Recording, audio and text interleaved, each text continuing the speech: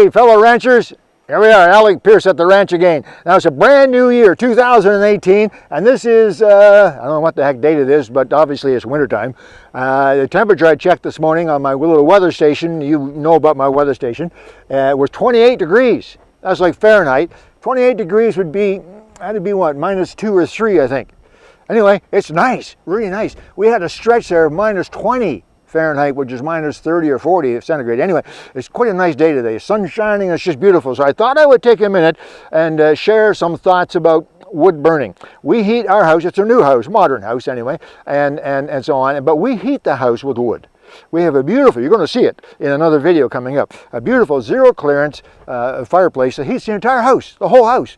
We hardly ever use the furnace. I have a Nest program, a Nest thermostat. Not sure if you know what that is, but check it out. Nest thermostat. It's fantastic because we can be anywhere in the world.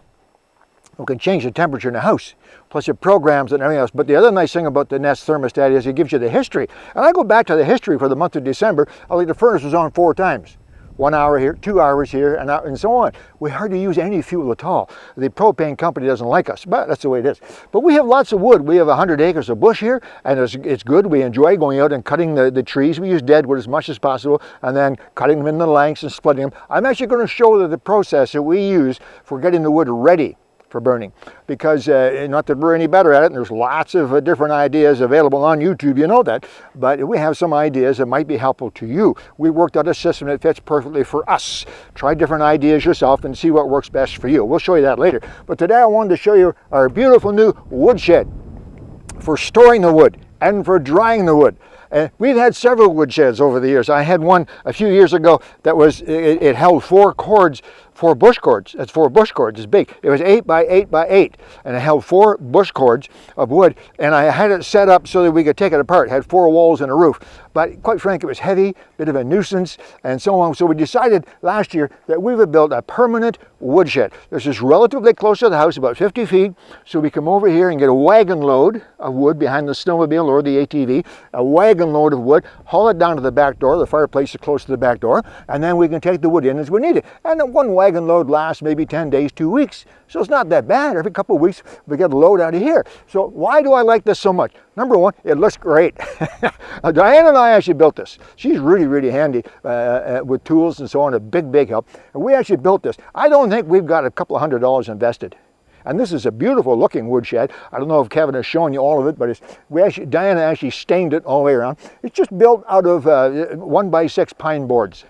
Real simple, they're cheap at the lumber yard. And what we did, after we decided on the size, we simply put a post in here. This is just a fence post.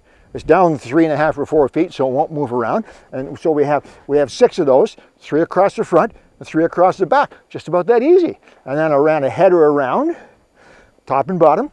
Used fence posts or fence post. We had a bunch of used 2x4s. I did buy some of the pine boards.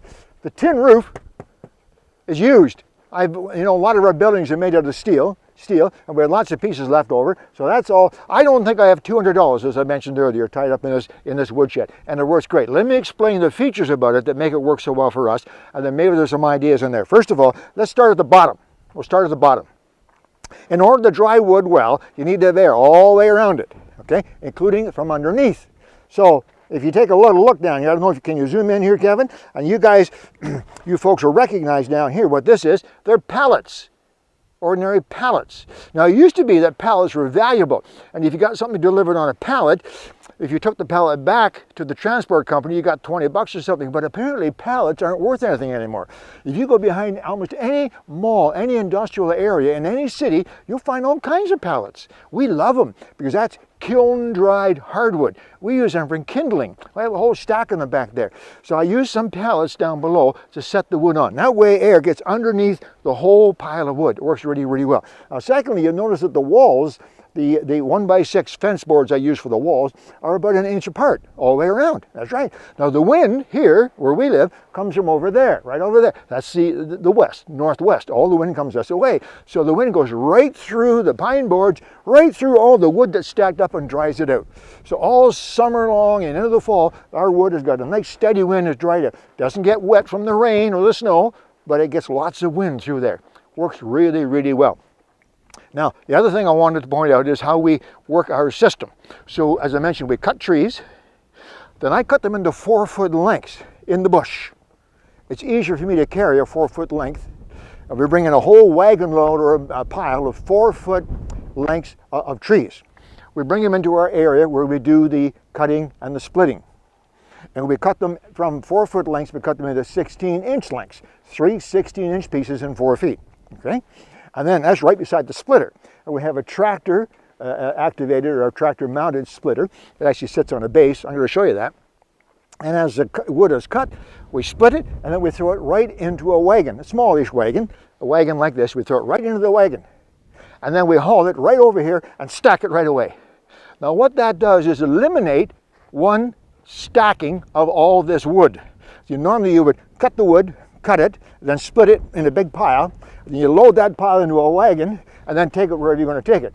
We don't have to do that.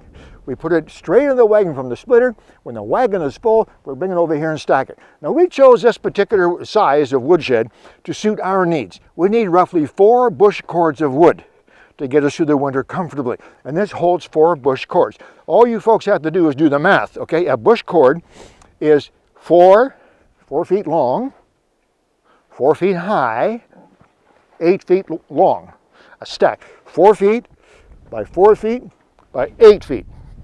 This size here, which is a little more than 6 feet wide, and it's 20 feet long, holds 4 bush cords. Easy access, even in winter. There's only one post in the middle. We bring the snowmobile right in here, or the ATV right in here, take our 2-week supply down to the back door, and we're all set. We dry it, we stack it, we store it. And it looks good too. You don't have a great big pile of firewood all over the darn place. So anyway, it works really well for us. Maybe there's an idea in there for you that might work for you. Give me a call or make a comment, ask me a question, and if I can help at all, I certainly will. And I'm going to have another couple of videos, one about how we cut and split the wood. You'll see that with our splitter. It works really, really well. It takes a long time. We made a lot of mistakes. I'm trying to help you maybe avoid some of those mistakes. I'm also going to show you our fireplace, because it's pretty neat as well. I hope you enjoy that. Send me some comments, and we'll talk to you again real soon. Alec, Peirce at the ranch. I'm off to the fireplace.